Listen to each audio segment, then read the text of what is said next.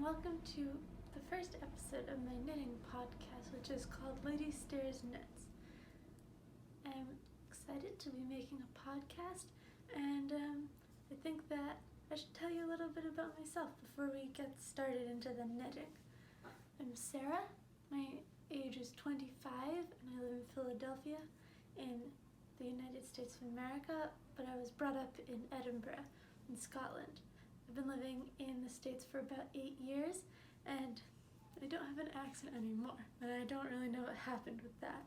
I live with my boyfriend and with my cat Fergus, who you might see later on in the video, and I'm sure that any other information will come up as we go. So I'm planning on just doing a normal format for a knitting podcast where I talk about recently finished things, works in progress, and potentially some yarn acquisitions if I end up getting yarn. I think I'll film maybe every 2 to 3 weeks, and I'm really excited to be beginning this. So let's jump right on. I'm going to tell you about all of my works in progress, and some of them haven't been touched in quite a while, and some of them I have cast on yesterday.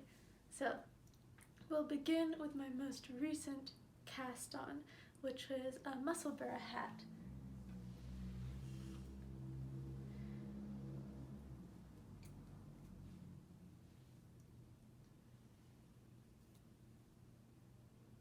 So here's my Musselburgh hat. I'm using DPNs,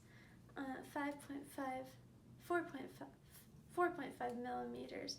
I'm pretty far in. The gauge for this was 4.5 stitches per inch, and I cast this on yesterday.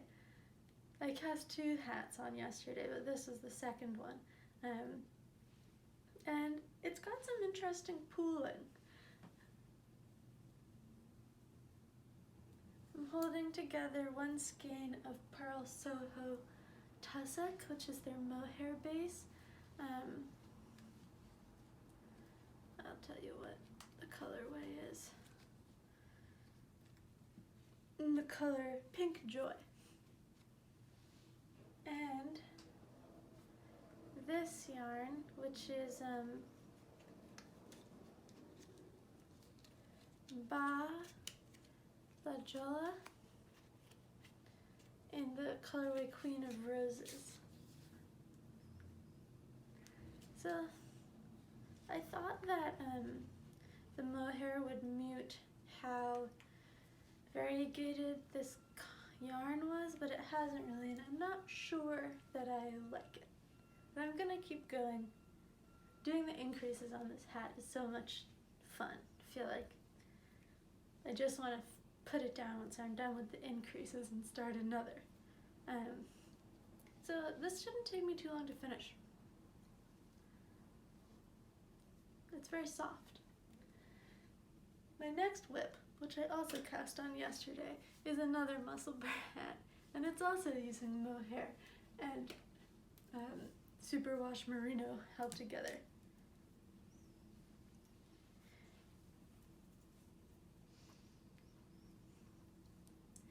So this one I'm using 4mm needles.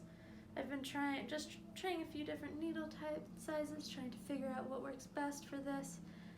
Maybe it's not a good idea to cast on another before this one's even finished, because it doesn't let me adjust the size, but I'll probably give them away. And I'm mostly excited about this pattern because it's the first time I've made a top-down hat, and it just seems like such a good idea. This mohair is from Trellis, who I think is a dyer from Greece, in the color Hakuna Matata. And this orange is from Neighborhood Fiber Co.'s Pride collection from 2020, just the orange mini skein. I ended up deciding I didn't want to make a rainbow thing with all the colors together, and I had no idea what I was going to do with this really bright orange, but I love the way that these look together, and I think that an orange hat is really fun. Normally Neighborhood Fiber Co. Gives me an allergic reaction in my hands, but I haven't found that so far with this one, so that's really good. I started out with 66 grams of this instead of 100, which I think is what is called for in the pattern, so I'm just going to knit as long as I've weighed it so I know how much the cast on took, and then I'll just, if it's not able to be double folded at the bottom, that's fine. My boyfriend pointed out that this was gritty colorways, and I think that that's funny. Gritty is very funny to me. Maybe I'll sew on some googly eyes at the end, and it can be my gritty hat.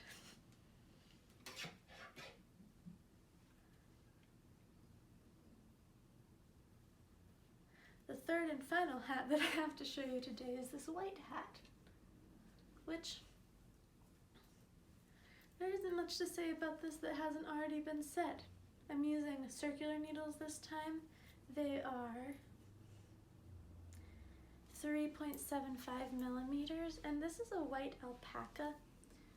I don't remember when or where I got this yarn, but I'm pretty sure it's alpaca because of the way that it feels, and it's really lovely and soft. And I messed up the pinhole cast on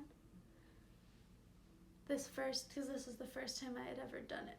But I think that I'm gonna get a lot of wear out of this when it's done. I haven't made hats in years. I used to pretty much exclusively make hats, and it's been a few years since I've made a hat, and now they're all coming out at once, and I'm really loving it. The yarn for this is in a yarn bowl that my boyfriend gave me for Hanukkah this year, and I think it's really nice. It smelled a bit weird when it arrived, but now it only smells if you really get up and sniff it. The cast on before these three hats was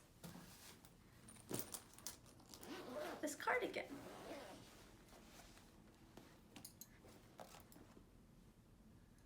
I was able to purchase some Nutiden in, I think, their September release in the color Val. It's such a stunning blue-gray combination. I don't normally wear blue, but I really wanted to get some Nutiden, and I saw this color and I thought that it was gorgeous. So I bought it, and I'm holding it together with two strands of the Knitting for Olive merino mohair, silk mohair, not merino.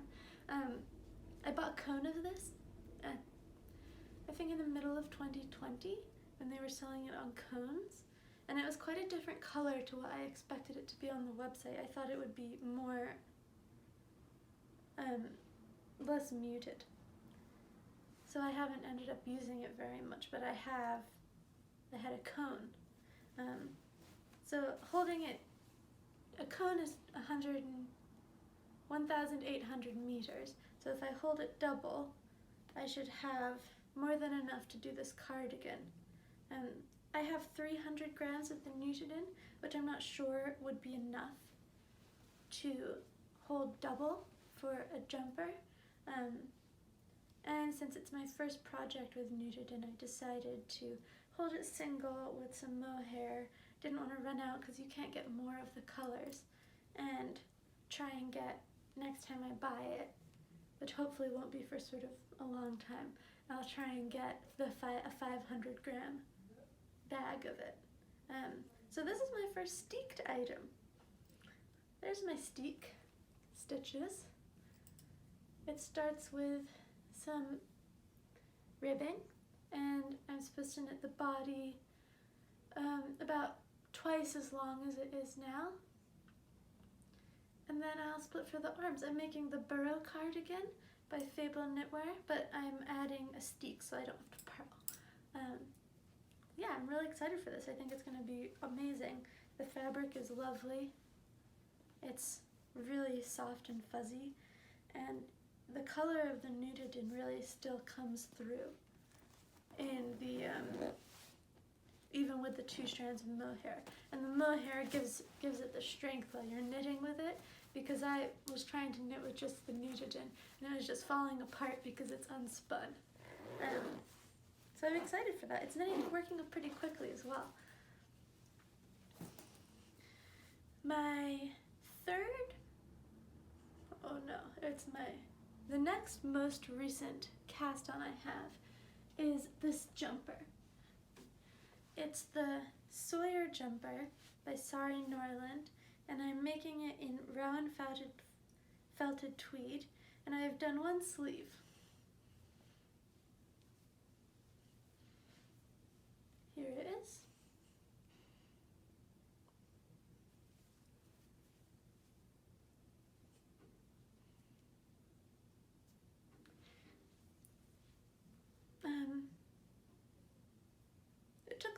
It takes a lot of concentration to do this pattern, but I think it's really gorgeous, and I love this yarn. One of my favorite things I've ever made for myself is in round felted tweed. So I think that it will be a great piece once I'm done. I started with a sleeve because I couldn't be bothered to knit a gauge swatch, so I thought I'll make the sleeve, measure it, and then adjust the body. I also recently went through a pretty serious medical procedure on my hand, and I didn't want to change gauge halfway through knitting the body, so I thought I'll just do a sleeve, and then there won't be as noticeable of a gauge change if it does end up impacting the way that I use my hands. So this is really nice. It's been on the back burner for a while because I'm still waiting to get back full motion and like dexterity in my hand, and I don't really want to take on a project like this until I have more of that back, but I'm looking forward to having finished it. I really love the pattern, and I think that the yarn is very nice on it too. 2 more, and they're both shawls. Probably the next one. These are both very old WIPS at this point. It's in my duck basket, and it's a Scout shawl by Florence Spurling Designs. I think that this is an amazing design, and I'm exactly halfway through. So I'll walk you through the sections. Here's the beginning.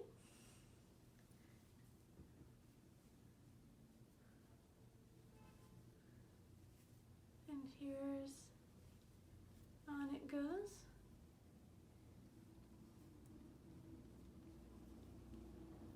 Yeah, so that's half of it. It's knit in a whole variety of yarns. The orange is by Bichet Bouche, they're La Petite Lamb's wool, and this dark brown is Jameson of Shetland in the colorway Peat, I believe, and everything else is whole super soft. The blues are all from a grab bag that I purchased because I didn't just want to have one thing in my cart, which is a habit I'm really trying to break. So I don't know the color names of any of these, and I finished some. You can see that I ended up switching the color halfway through this section, right there. But I think it looks fun.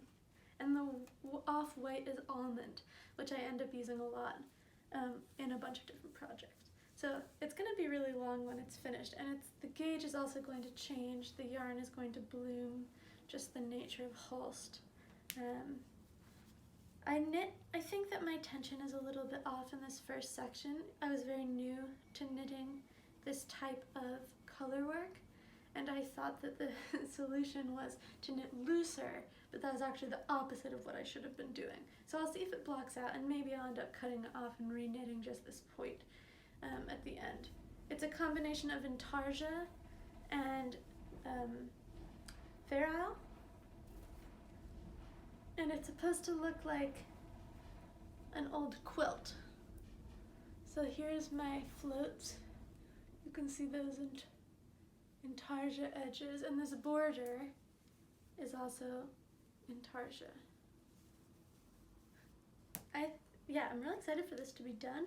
It takes me a very long time to do a row, and I'm only halfway through, but maybe I'll be able to finish it by the end of winter. And I really love this color combination. I think that I hit it at the park with that choice. Also, just knitting colorwork in this sort of more rustic yarn it just feels good. And it's so easy to knit. If you drop a stitch, it doesn't ladder down. If you want to switch something, it's pretty easy because you can just sort of fudge it, and the yarn is very forgiving. And I'm excited to see how it changes once it goes through its first wash. My last and oldest project is the Ellsworth shawl. I don't remember the name of the designer. I'll pop it onto the screen. And this is a buddy knit that I have been doing with my friend, although we haven't done it in a few months, inspired by an Ellsworth Kelly painting. It uses German short rows, and I'm also using whole super soft for this. You might be able to see the bottom looks a bit wonky, and it's because we were doing the short rows wrong. We were doing 1 too few stitch. So here is where we fixed it, and it looks great from there up. I don't know if it will block out. I kind of like it. I think it's fun. Once you finish the column, you can either leave it as a scarf or knit 2 more, seam them together and have it be a wrap. I think it's a great design, and I do like Ellsworth Kelly's art, which is why I picked it. I don't think I've got anything that's just black and white that I've knitted. So I will enjoy having this when it's done. It's just a matter of when it will be done, but I'm not in any rush. Every once in a while I get on like a FaceTime with my friend, and we'll knit a section or 2 and chat, and I like that. I'd rather prolong the knitting friendship experience than rush through it on my own. Those are all of my WIPs. I hope that you've enjoyed seeing them, and I will update you on what I'm progressing on. I'm about to go home to Scotland for 3 weeks, and I'm going to be bringing with me the 3 hats, the cardigan, and some sock yarn. So those will all get a lot of progress, and the others will probably not get any progress, at least until I'm back, because I won't have them with me. So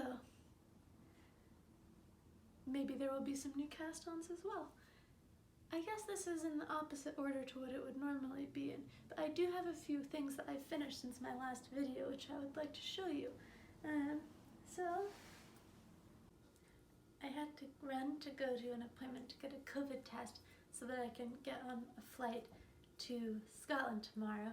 But now I'm back, and I wanted to show you the 2 things that I've finished recently since my last video, where I show you everything I had finished up to then in the year 2021. This was in the video, but I hadn't finished the duplicate stitch embroidery, and I hadn't put the red baubles on yet, so I thought I would show you what it looked like now that it's all finished. I really like it. It's great. It's the pattern, the Betty and Judy Lodge sweater by Poison Girl Knits, and I used ultimately a different gauge from what was recommended in the pattern, but I think it turned out really well. I love it. I would like to make another one in another color that isn't so holiday, but I'm really excited to have this. It's great. I'm gonna wear it a lot, probably even when it's not just Christmas time. The other thing that I've finished recently, or at least bound off recently, is my shawlography shawl. Here it is.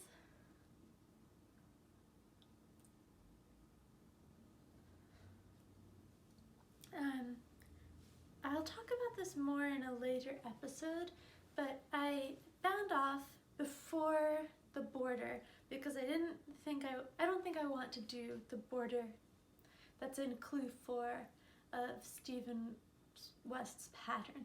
I just don't think it goes well with my shawl. I don't really like the thick diagonal stripes look, and I want to figure out what else I could do.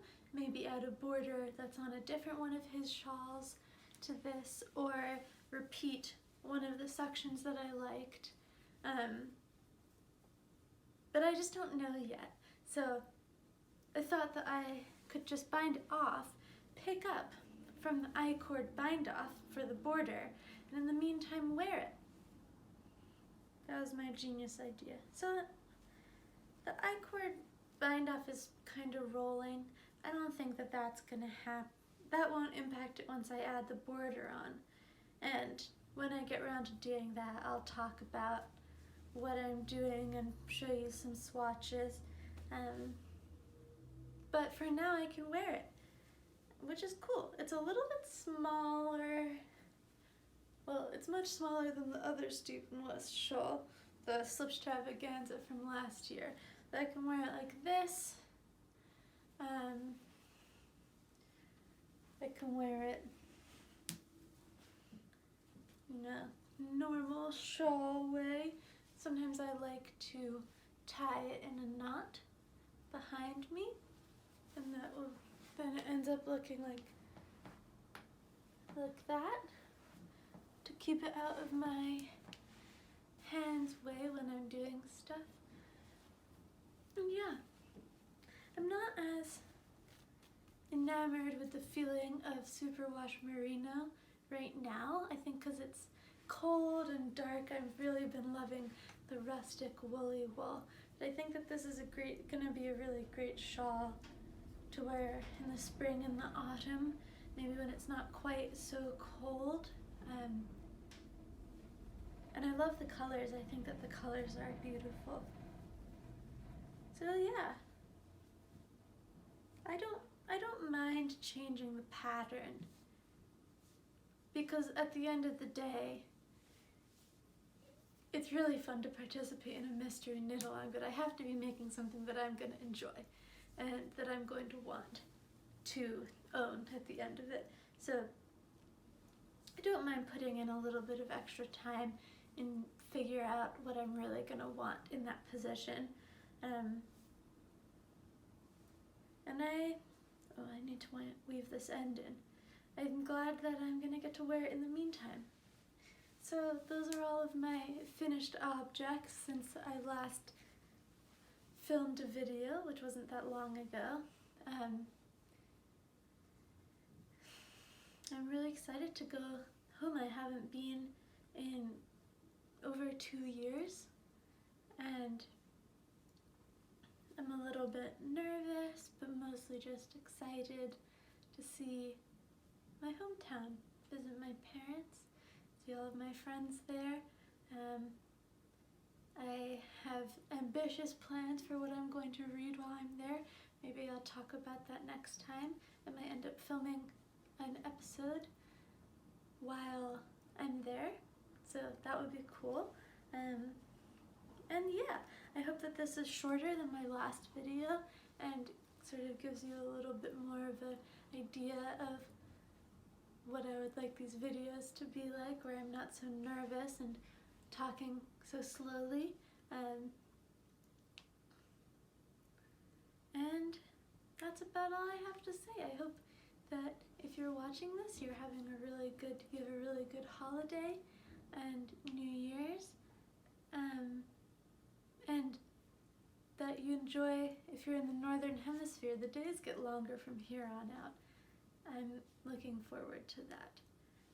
And I'll talk to you soon. Goodbye.